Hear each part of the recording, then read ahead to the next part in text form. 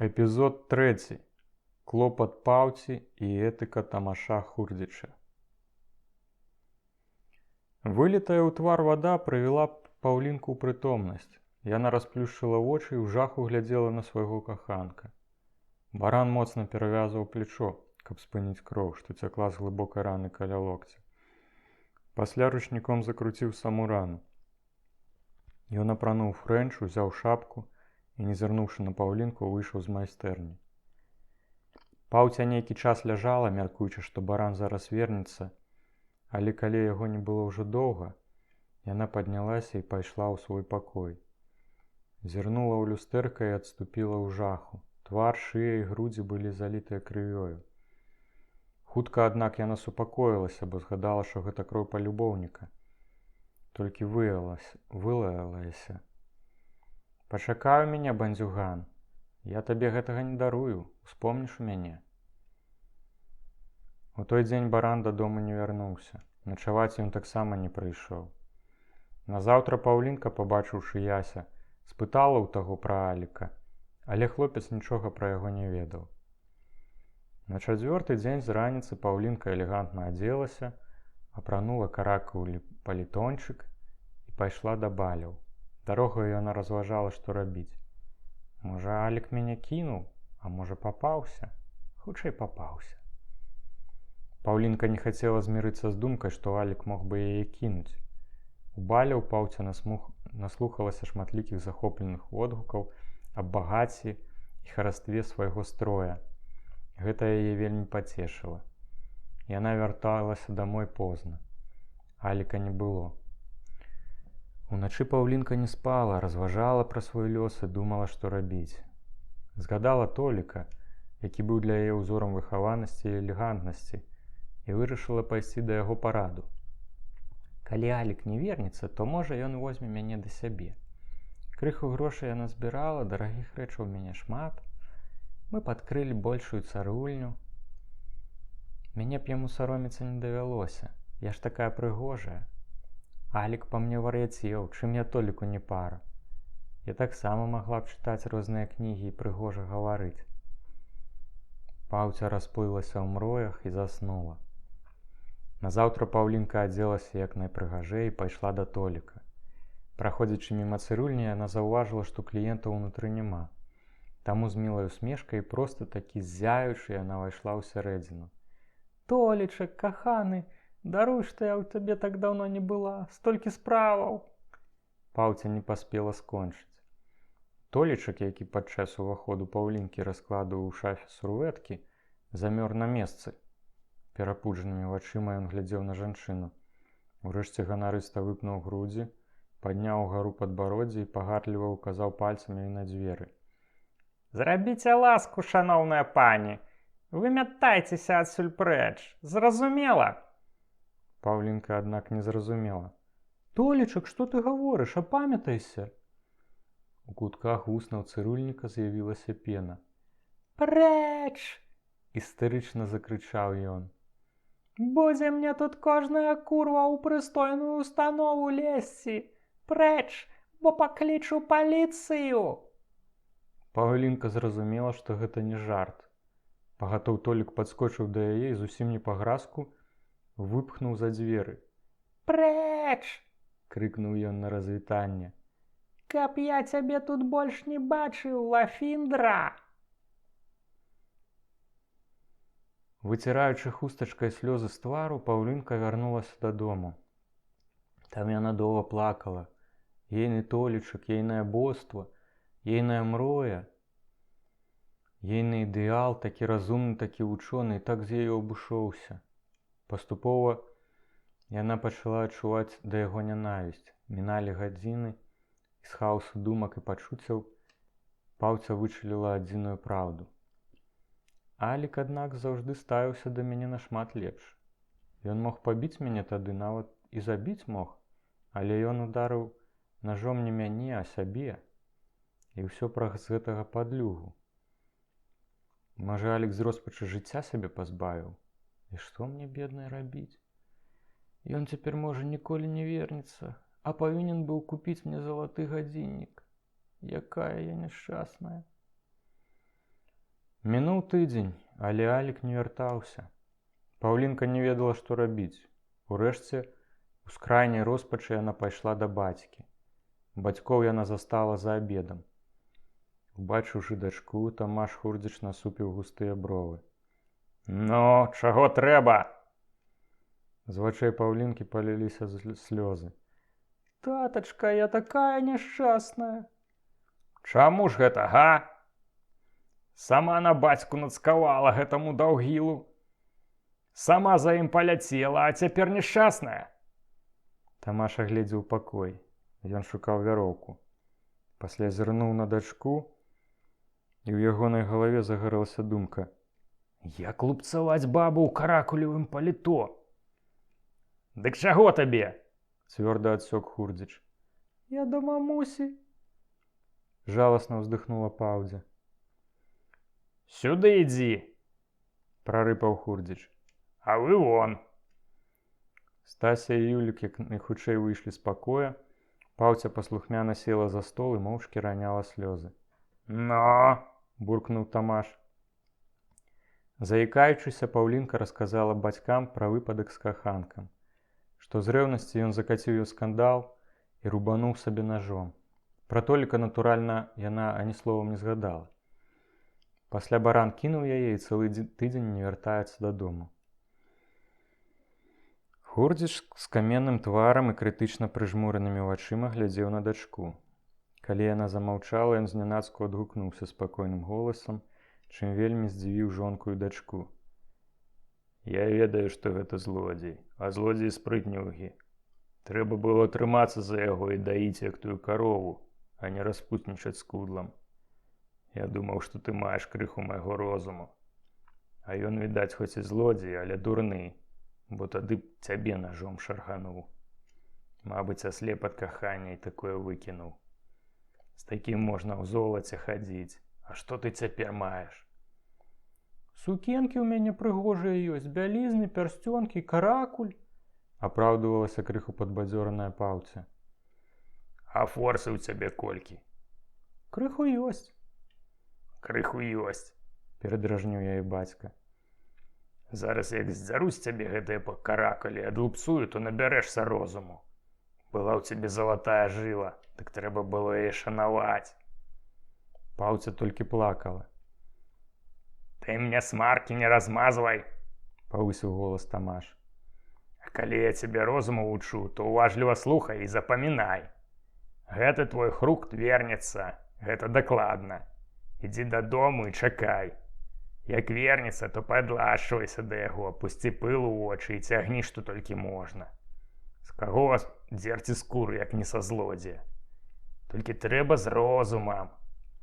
Каб так выходзіла, што ён сам дае, а не ты выцягваеш. Вось што. Ты з ім амаль паўгода жывеш, а што маеш? Разумная на тваём месцы уже кучу форсы мела. А ты, каракуль, ідзі цяпер дамой, ладненька ўсё прыбяры, сама прыгожа апраніся і чакай. Як вернецца, то паплач. Прымі яго як каралевіча, як трэба, прабачэння папрасі.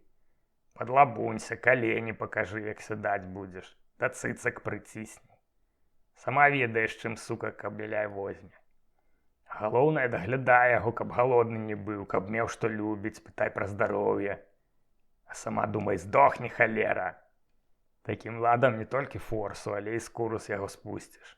Но, пайшла прэч і памятай маю навуку, бо як розуму не набярэшся і другі раз сюды хліпаць прыйдзеш, то я табе на срацы каракуля паўбіваю». Хурдзіч ніколі так доўга і зычліва не размаўляў з дачкой, і маці і Паўта былі ў скрайнім здзіўленні. Гэта быў першы ў жыцці урок этыкі, псіхалогіі і грамадзянскай тактыкі, выкладзены бацькам дачцэ. Алік Баран перш за ўсё пайшоў да блатнога фельчара, з якім падтрымлівалі сувязі найлепшыя злодзеі і спецыялісты па працы на сабачку. Яго звалі Бляск, за тое, што ён часта паўтараў гэтае слова. «Ну вас і аздобілі», – сказаў Бляск, глядзеўшы рану барана. «Я сам сабе аздобіў». Бляск з недаверам паглядзеў на барана, перавязаў Алікаву рану і загадаў прыйсці праз 2 дні. Шмат я вам вінен за клопат? Спытаў Алік. Дай колькі хочаш, можаш нічога не даваць. А я магу і табе даць, калі трэба. Гэта быў прынцып Бляска. Браць колькі дадуць, а калі трэба, то дапамагаць пацыентам.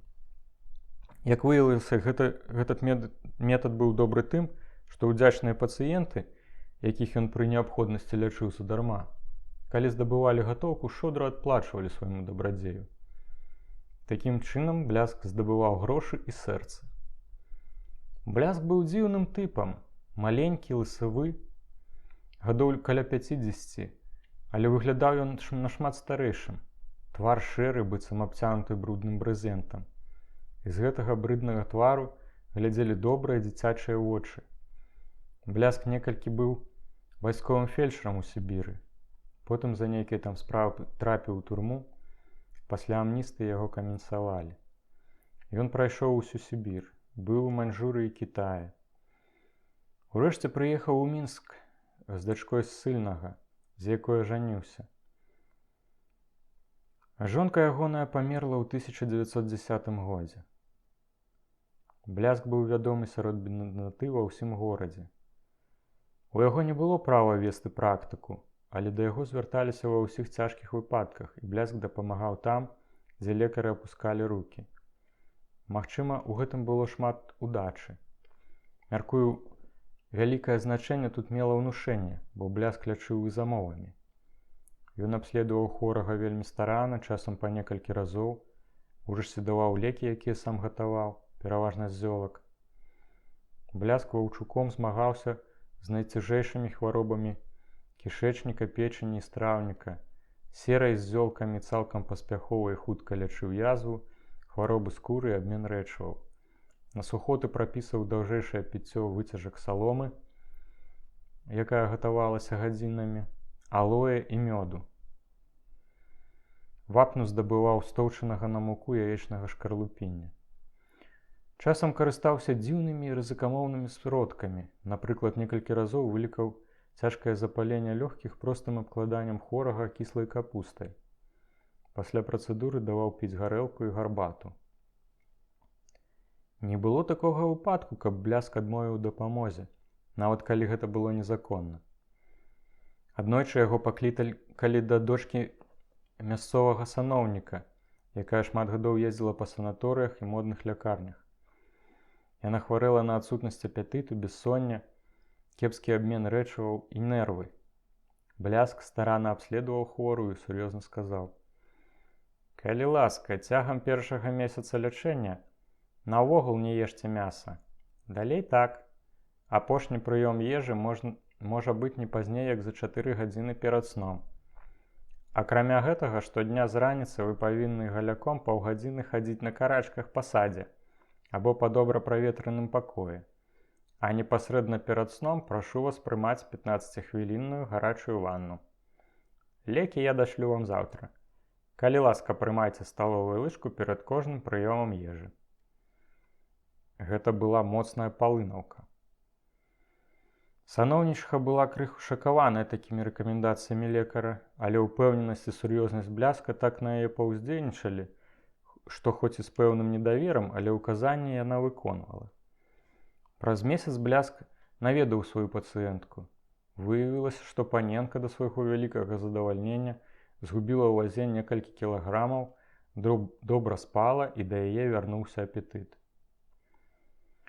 Да злодзея ў Бляска быў асаблівы сантымент. Магчыма, на яго паўплывалі некалькі год знаходжання ў турме. Лекар дапамагаў блатным ва ўсіх. І меў у іх, акрамя Бляска, яшчэ адну мянушку – бацька. Здаралася, што злодзеі кіраваліся да яго са сваімі звадкамі, як да арбітра ці суддзі. У такіх выпадках Бляск заўжды справядліва і бесстаронна вырашаў пытанне, і злодзеі безапеляцыйна прыймалі яго прысуд. Алік дастаў з кішэні партманэ і хацеў заплаціць Бляску за перавязку, але заўважыў, што грошай у яго няма. Ён зусім забыў пра гэта і моцна збянтэжыўся. Жыццё яго складалася так, што адсутнасць грошай ён лічыў ганьбай. Не можа зарабіць або шпанюган, або той, хто дрэйфіць. Бляск заўважыў замяшканне Аліка і сказаў лагодна, беручы яго за руку: «Ведаеце што, пане Александр, не хадзіце нікуды, а застанецеся ў мяне на пару дзён. Рана ваша несур'ёзная, але патрабуе спакою, бо страта крыві была вялікая. У меня ёсць вольны пакойчык, адпачнеце там, і ўсё будзе бляск. Разумееце?» І баран, зломлены фізічна і маральна, застаўся ў Бляска, які клапатліва заапекаваўся пацыентам. Увечары Бляск прыходзіў да Аліка, яны маленькімі кілішкамі пілі гарэлку. Бляск хутка напіваўся і тады распавядаў Аліку пра Сібір. «Ведаеце што, пане Александр, няма на свеце прыгажэйшага, багацейшага і цудоўнейшага краю. Там па золаце ходзяць, а навокал дзівосы дзеюцца. Кажу вам, пане, не жыццё, проста бляск. А што за людзі? Бескарыслівыя, смелыя, з гонарам. Кожны як кароль, бляск. Едьце, пане Александр, у Сібір. Жыццё там бляск. У нас ікру з кіты па рублі за кіло прадаюць, а там мільёны путоў у прытоках Амура гінулі. Не было каму, бляск, эксплуатаваць. А якія багацці ў гарах, лясах і рэках. Тут чалавек з чалавекам за аб'едкі б'юцца, а там мільярды пад нагамі ляжаць. Там свабода, там сыць, там...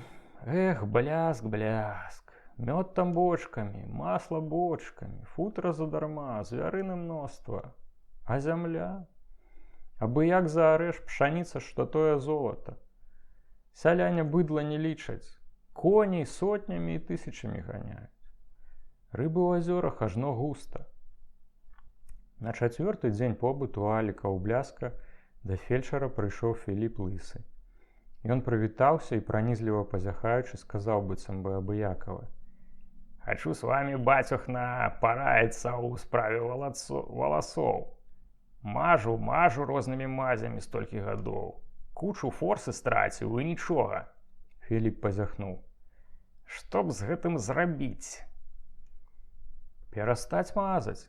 Дурны волас на разумнай галаве не вырасце. Вось табе і бляск». Філіп засмуціўся. «А як жа без валасоў жыць?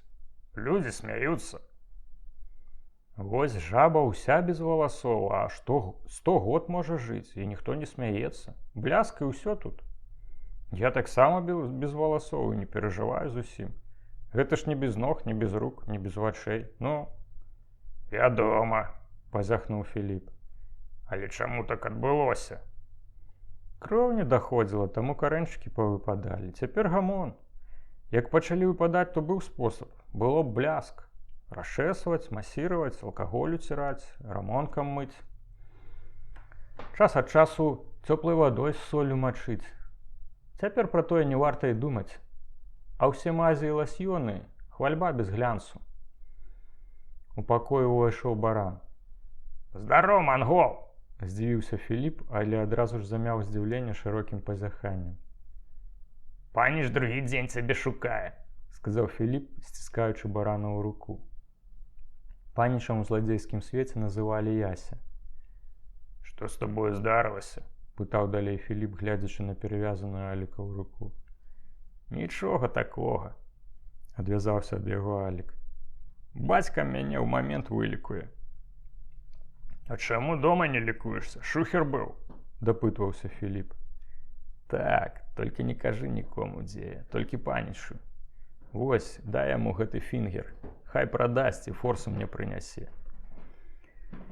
Баран даў Філіпу пярсцёнак з рубінам, які некалі купіў паўлінцы, а пасля адабраў у Толіка. І насамрэч Ясь, якога паўлінка некалькі разоў пытала пра барана, шукаў яго па малінах. Ён згадаў аповед барана пра паўлінку і занепакоіўся лёсам майстра. Абышоў многія вядомыя яму маліны і паўсюль шукаў мангола. Урэшце Казік сказаў яму, што Філіп мае для яго ўказанне ад барана. Філіпа Ясь знайшоў у цыпы. Той даў яму Алікаў пярсцёнак і сказаў, але па вялікім сакрэце, дзе можна знайсці Аліка. Гэта было позна ўвечары. Ясь, не марудзячыся, скіраваўся да Бляска. Баран з фельчарам пацягвалі гарэліцу. Калі хлопец увайшоў у кватэру, фельчар выйшаў у іншы пакой, даючы ім магчымасць пагаварыць сам-насам. Перш за ўсё Ясь вярнуў Аліку пярсцёнак. «Чаго ты яго не апыліў?» – спытаў Алік. «Бо не трэба», – адказаў Ясь, дастаючы з кішэні немалы пачак даляровых купюр. «Гэта з апошняй работы. Акрамя таго, грошай у мяне яшчэ многа. Бяры, колькі хочаш, ты мне шмат разоў дапамагаў. Хай табе давядзецца, хоць раз ды прыдамся». Я заўважыў, што баран вагаецца, таму скарыстаўся фразай, якую некалі пачуў злачынстваў. «Злодзей у злодзея грошы можа ўзяць, фраер у фраера ніколі. Толькі красці. Бяры на ўдачу». Баран паклаў здаровую руку на рукі Яся. «Добра, добра. Я даўно ведаў, чаго ты варты. На фарт вазьму». Алік узяў у Яся $1000 і 2000 острублёў. Ён не ведаў, што рабіць з гэтымі грашыма, але не любіў заставацца без гатоўкі. Былі ў яго такія забабоны, маўляў, адсутнасць грошаў да бяды. «Паўлінка некалькі разоў пра цябе пыталася», – сказаў Ясь. «Так, ну і што?» – быццам у задуменні спытаў Алік. «Я сказаў, што нічога пра цябе не ведаю». «Надалей так і кажы». «Ты не вернешся да яе дамоў?» – паправіўся Ясь, адчуваючы, што размова пра Паўлінку можа быць Аліку непрыемнай. «Мой дом там, дзе краты на вокнах, а каханка моя ў кішэні», – панура адказаў баран.